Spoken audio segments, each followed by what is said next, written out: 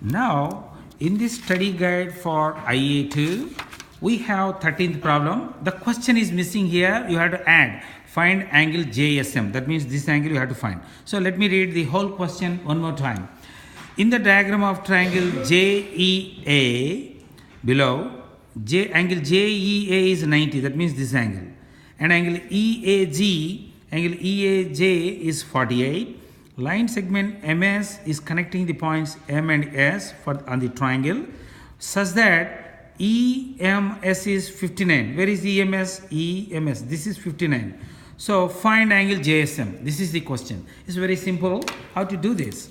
So for that, in this bigger triangle, we know this first angle which is 90. We know the second angle which is 48. And we don't know this third angle. For that, what I do, I add 90 and 48 using calculator. Then I get 138. From 180, I subtract this 138 and I get 42. So I got this third angle as 42. Again, if you see here, this angle is 59. If you see inside here, this angle, to get this angle, you have to subtract this 59 from 180. So from 180, I am subtracting 59. I get 121 degrees here. Now, in this triangle, we need this angle. For that, we know already 42, this one, and this is 121. So I add 121 and 42.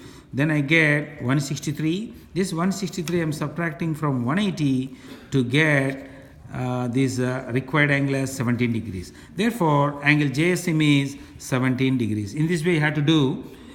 So, if you go to the next page, you have 14th question.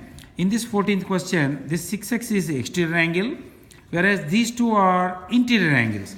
So, we know exterior angle of a triangle is equal to sum of remote interior angles. Remote interior interior angles. So I am substituting here for this exterior angle as 6x degrees.